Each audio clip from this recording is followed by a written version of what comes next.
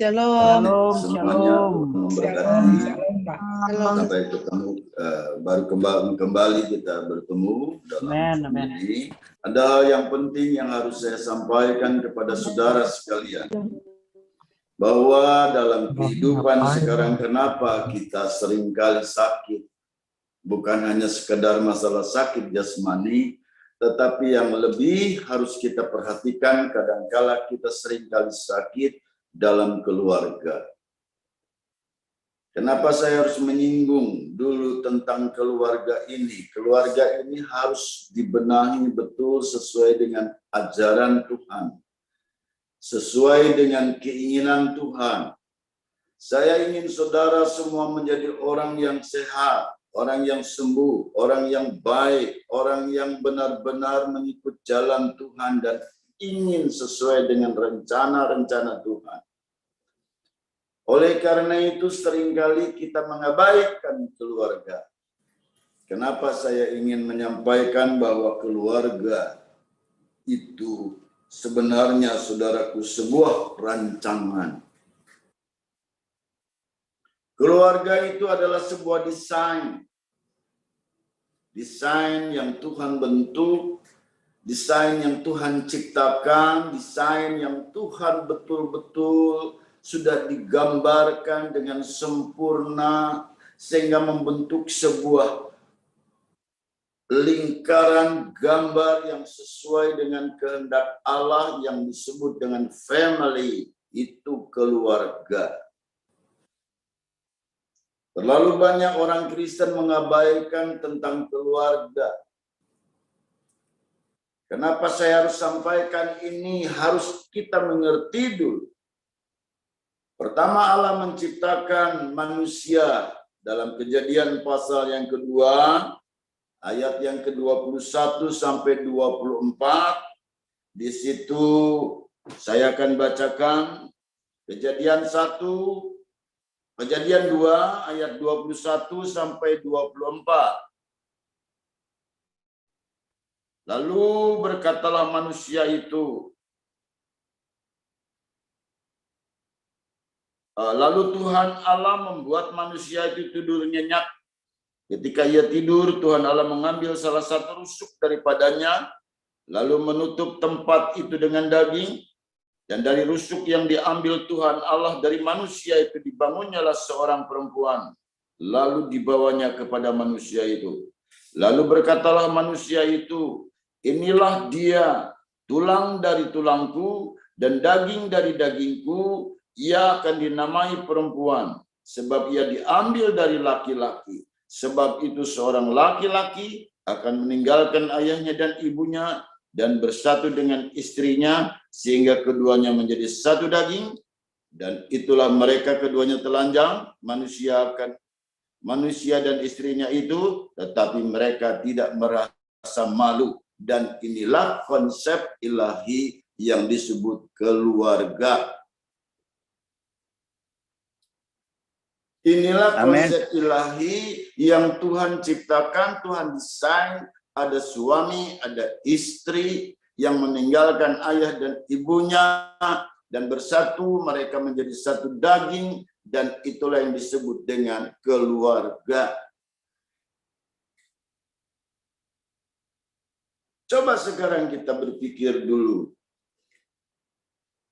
Seringkali kita ini khusus anak-anak muda, tolong diperhatikan di seluruh bangsa, kalian mencari pasangan, mencari jodoh, harus tahu dulu pengertian kenapa saya harus mencari jodoh, kenapa harus mencari suami, harus mendapatkan istri.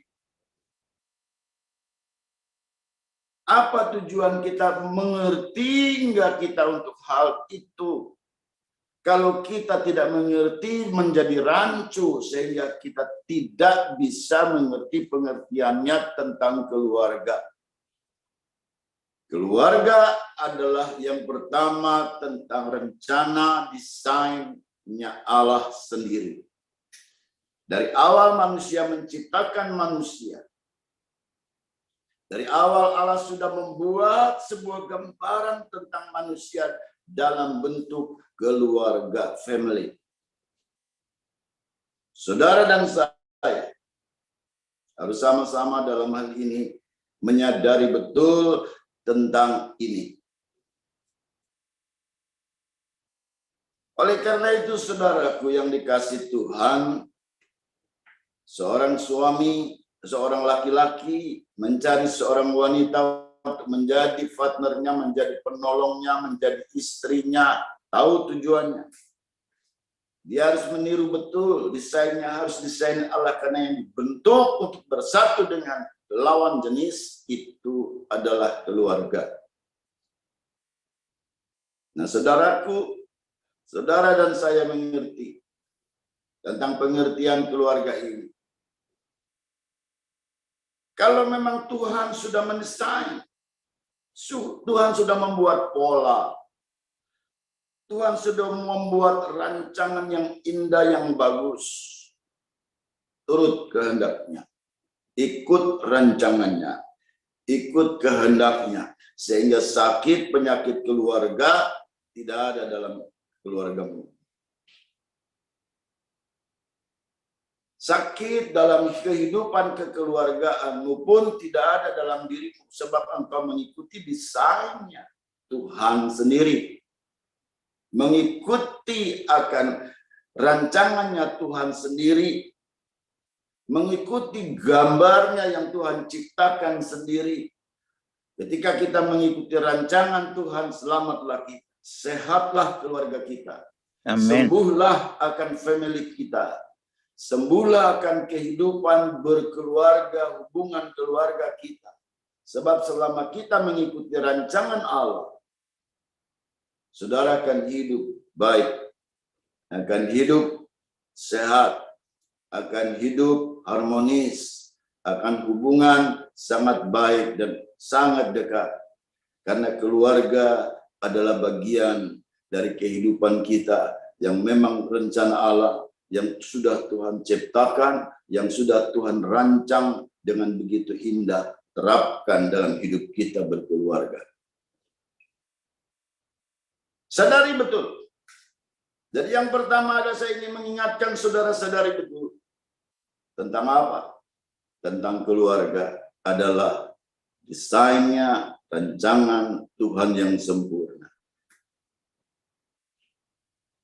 Saudaraku, jadi jangan kita bikin bahwa kita berkeluarga, kita akan merancang keluarga sendiri. Hebatnya kadangkala manusia itu menganggap bahwa kita ingin hidup berkeluarga adalah saudara merancang dengan diri sendiri. Memakai kekuatan dirimu, saudara pikir dengan berkeluarga, kalau saudara tidak sadari bahwa keluarga itu rancangan Tuhan, dan saudara membuat sebuah rancangan sendiri tentang keluargamu, rusak. Tidak sehat keluargamu. Sakit akan keluargamu. Akan mengalami banyak hal yang tidak kita bisa selesaikan dengan diri kita sendiri. Sebab saudara menganggap bahwa keluarga adalah ciptaanmu sendiri. Begitu keras hati suami. Kalau dibilangin sama istri masih tidak mau. Hai suami-suami, dengar baik-baik. Dengar nasihat istrimu, sekalipun dia menjadi penolongmu. Hai suami-suami, dengar akan nasihat anakmu. Kalau itu memang benar bagi keluargamu. Jangan terus menganggap engkau paling hebat. Jangan terus engkau menganggap paling punya otoritas dalam keluarga. Jangan terus engkau menganggap engkau punya power, kekuasaan yang pegang kendali pemimpin dalam keluarga sehingga otoriter dengan keluarga. Itu tandanya saudara sudah menciptakan keluarga sendiri. Sudah menciptakan kekuatan sendiri. Sudah menciptakan bahwa itu keluarga dengan tidak disadari saudara menciptakan sendiri, bukan ciptaan rancangan Allah. Mengakibatkan akhirnya sakit dalam keluarga. Banyak keluarga yang sakit saat ini, dan saya dalam minggu-minggu ini sudah banyak sekali konseling dengan keluarga-keluarga yang sedang mengalami sakit. Sakit apa? Suami-suami sudah jarang pulang. Istri-istri sudah sangat meremehkan suami. Anak-anak seperti di rumah itu seperti neraka dan tidak mau tinggal banyak di rumah, lebih senang tinggal di luar. Hal-hal yang seperti ini, inilah racun keluarga. Inilah bagian kenapa dari keluarga yang sakit seperti ini. Pasti ada sesuatu yang salah dalam keluarga itu. Dia sudah membuat rancangan dari awal, dia berpikir dengan keluarga yang dia bentuk. Itu dia mau ciptakan sendiri, tidak mau mengikuti sesuai gambar ciptaan Allah. Sadari betul. Seluruh di Indonesia ini kalau coba keluarga-keluarga ini hancur. Bagaimana negara ini? Coba kalau keluarga-keluarga ini tidak menjadi keluarga yang baik. Bagaimana kota itu saudara tempati, saudara tinggal. Yang adanya timbul kekerasan, yang ada timbul kriminal, yang adanya timbul kejahatan, yang ada timbulnya hal-hal yang tidak kita inginkan. Rusak kota itu, rusak negara itu, rusak bangsa itu. Semua dimulai dari keluarga. Mari kita kembali kepada keluarga yang benar. Rancangan yang Tuhan sudah mulai buat dalam sebuah keluarga adalah rancangan ilahi. Oleh karena itu Tuhan membuat rancangan dalam keluarga itu yang isinya di dalamnya ada otoritas struktur keluarga Allah yang Tuhan ciptakan sendiri. Apa strukturnya? Yang nomor 2 ini saya katakan. Saya hanya membahas tiga hal ini. Ya, sekarang yang nomor 2 tentang otoritas struktur keluarga Allah adalah ciptaan Allah. Coba saudara baca di dalam kitab Kolose. Kolose pasal yang ketiga, saya akan baca saudaraku ayat yang ke-18 sampai dengan ayat 21 begini. Hai istri-istri, tunduklah kepada suamimu sebagaimana seharusnya di dalam Tuhan. Hai suami-suami, kasihilah istrimu dan janganlah berlaku kasar terhadap dia. Hai anak-anak, taatilah orang tuamu dalam segala hal, karena itu yang indah di dalam Tuhan. Hai bapak-bapak, janganlah sakiti hati anakmu, supaya jangan tawar hatimu. Saudara, dalam bacaan ini akan terlihat struktur otoritas keluarga yang Allah ciptakan. Ini saya gambarkan, coba di sini. Kelihatan nggak? Nah, dan gambarnya seperti ini. Ada payung di mana payung itu suami, bapak. Di situ ada anak-anak yang sedang pegang apa itu? Pegang tiang. Ada anak, ada istri, ada suami. Datang turun hujan. Apa yang terjadi? Hai suami-suami, kasihlah istrimu, janganlah terlalu kasar terhadap dia. Kenapa? Dia penopang. Istrimu penolong, bukan perongrong. Ya. Bukan penyolong, yang tukang nyolong nih istri-istri, hati-hati ya. Nanti jadi berubah strukturnya. Gitu. Kalau strukturnya berubah sudah bukan desain Allah. Desain saudara sendiri. Yang saudara ciptakan, keluarga yang saudara ciptakan, yang saudara desain sendiri, sebab desain Allah tidak seperti ini. Kalau hujan datang, kalau suami sebagai pengayom, suami sebagai yang memberi perlindungan, datang hujan semua terlindungi. Istri terlindungi. Anak terlindungi. Ya toh? Mereka tidak kena hujan. Dan tetap kokoh, hujan datang, terpayungi. Sebab itulah fungsi suami. Betul? Ya jangan ketawa ini istri-istri, hai semua, senang banget dia hari ini hari ini dibela sama sama saya ya istri-istri? Halo, oke.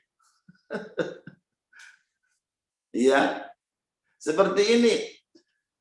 Kalau struktur otoritas sudah saudara berubah, hai istri-istri, engkau nanduk terus, engkau menjadi payung, balik. Apa yang terjadi? Hujannya dari atas. Istri pengennya di atas. Suami jadi penolong, tukang nyuci, suami tukang nyuci piring doang. Diam di rumah ngurusin anak, ya kan? Istri yang di situ tunjuk-tunjuk sana merasa kuat, merasa jadi pekerja, bisa ngitukan keluarga, tapi dia sudah merubah strukturnya karena merasa paling hebat, penghasilan mungkin lebih tinggi, tidak lagi menghormati suami, tidak lagi menyayangi, dianggap sebagai suami adalah hanya perongrong yang tidak mungkin tidak punya penghasilan yang lebih, dan sehingga tidak menghormati kebalik. Dirubah strukturnya. Dia coba seperti ini. Istrinya di atas, suaminya di bawah, kesian anak-anaknya saat hujan gimana? Hujanan nggak? Hujanan. Kesian. Kesian istri juga saat hujan, mana kuat menghadapi pencobaan, tidak akan kuat. Dia nggak bisa nopang, tetap kehujanan, kedinginan. Gitu. Apalagi kalau airnya sekarang sudah air banjir. Kehujanan kena kebanjiran. Hancur keluarga ini.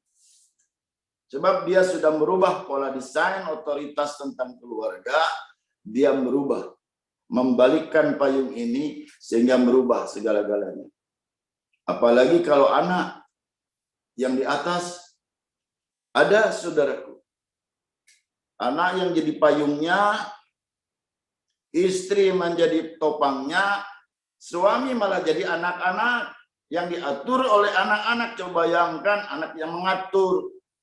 Karena sayang, saya anak emas paling diproteksi, sehingga apa yang kata anak A harus diikuti, nggak boleh anak itu nangis, nggak boleh anak itu dicubit, nggak boleh dipukul, nggak boleh. Nah, seperti ini kadang-kadang merubah struktur yang Tuhan ciptakan, akhirnya keluarga rusak.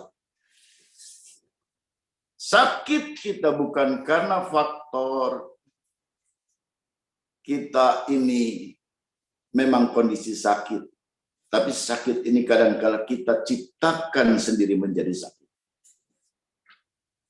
Kenapa perlu ada mujizat? Kenapa perlu ada mujizat ilahi dalam keluargamu untuk dipulihkan menjadi benar? Sebab saudara salah mengambil sebuah pengertian tentang keluarga dan mengambil alih pola rancangan keluarga itu, sehingga saudara bikin dengan pola rancangan sendiri. Yang kedua, saudara sudah merubah pola otoritas struktur keluarga Allah yang Allah ciptakan, di mana Bapa harus menjadi pengayom, istri menjadi penolong, anak yang harus dinaungi di bawah kekuasaan ayah dan bimbingan dari ibu. Sebab Alkitab menjelaskan, hai istri-istri, tunduklah kepada suami sebagaimana seharusnya dalam Tuhan. Hai suami-suami, kasihilah istrimu dan janganlah berlaku kasar terhadapnya.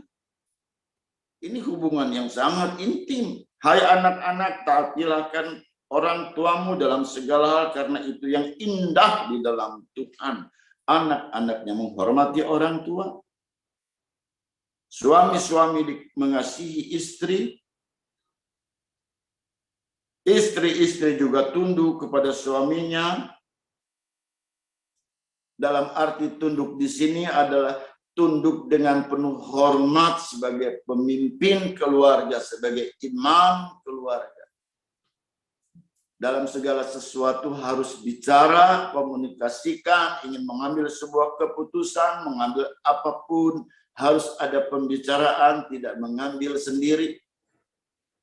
Sehingga mengakibatkan apa? Kesalahan dalam hal ini, sehingga struktur akan ciptaan Allah, otoritasnya dirubah. Akibatnya keluargamu sakit. Akibatnya keluargamu tidak mengalami mujizat. Sehingga keluargamu tidak mengalami kasih karunia Tuhan. Hanya percaya kepada begitu saja saudara karena tidak enak. Tetapi kalau saudara percaya kepada Tuhan, ikut perintah Allah, benahi keluarga. Saya yakin sakit penyakit tidak akan banyak menimpa keluarga. Saya yakin akan banyak mujizat juga dalam keluarga. Saya yakin akan banyak juga berkat-berkat keluarga. Saudara mengerti tentang berkat? Ada berkat pribadi, ada berkat keluarga, ada berkat kelompok, ada berkat bangsa-bangsa. Kita harus terima ini. Bukan terima pribadi saja, tetapi ada berkat keluarga yang lebih besar dari berkat pribadi, saudara. Coba bayangkan. Saudara pernah merasakan atau tidak? Waktu kita sendiri dapat gaji 1 juta, 10 juta, habis. Sisa tinggal dikit. Rasanya nggak bisa beli ini, nggak bisa beli itu. Pengen ini, pengen itu, susah. Kita coba bekerja lebih keras, baik. Dapat income yang banyak, tetap juga habis. Rasanya ingin ini, ingin itu. Tapi ketika kita mulai dipersatukan dengan suami, dengan istri yang sama-sama semua memiliki berkat pribadi yang disatukan menjadi berkat keluarga, nanti ada berkat anak, ada berkat istri, ada berkat suami yang menjadi satu, dan inilah berkat keluarga. Oh, itu sangat mantap. Akhirnya saudara bisa berinventaris, bisa beli rumah, bisa beli mobil, bisa beli ini, bisa nabung. Kenapa? Lain berkatnya dengan berkat pribadi. Hai suami-suami, ikut sesuai dengan perintah Tuhan yang Tuhan suruh. Ikuti. Otoritas struktur keluarga yang Allah ciptakan. Jangan kau menciptakan sendiri. Ya, baik-baik ingat perkataan saya.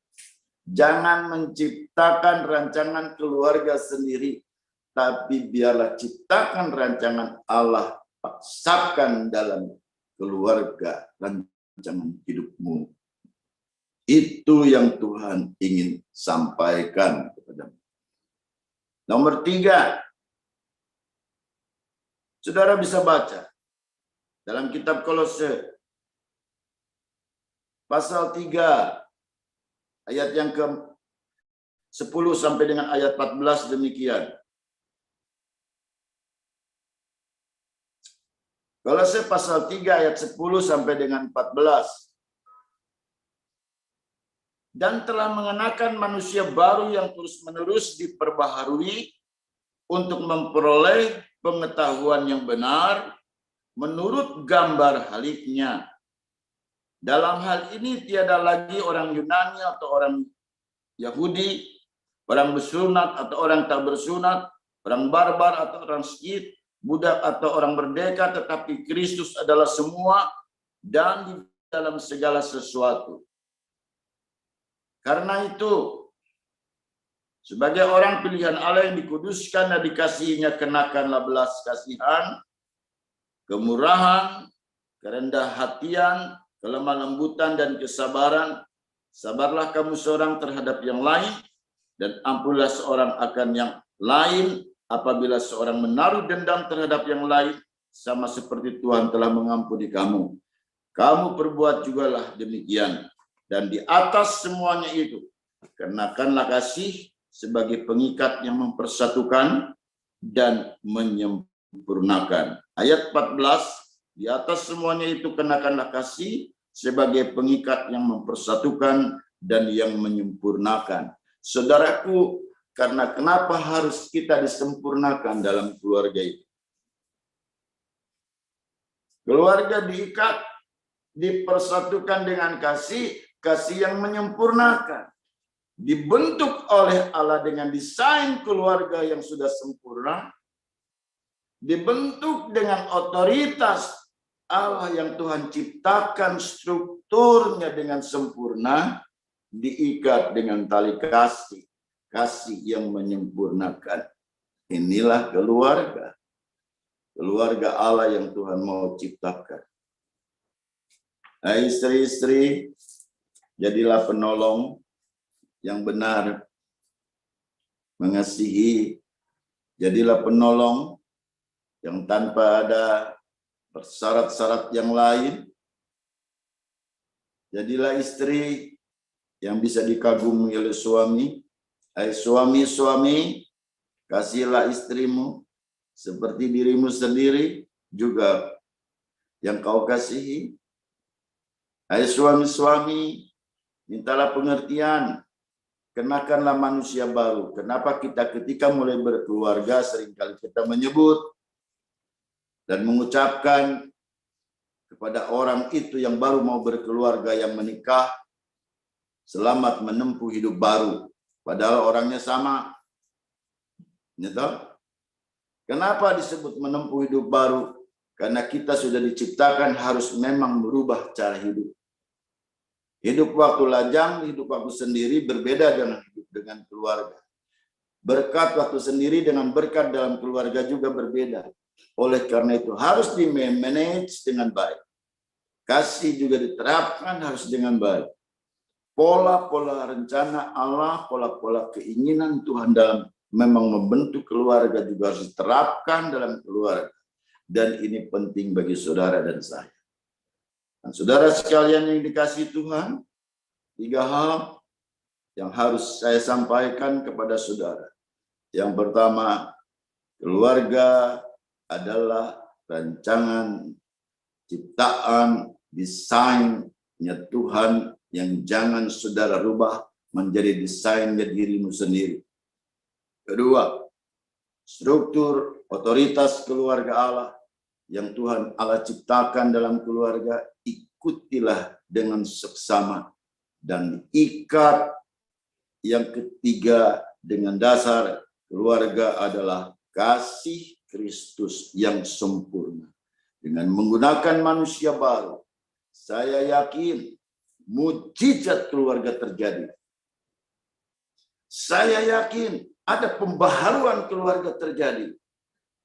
Saya yakin ada berkat-berkat yang besar untuk keluarga yang terjadi. Ada pemulihan keluarga yang terjadi. Ada kesehatan untuk seluruh keluarga yang terjadi. Dan ini yang Tuhan inginkan.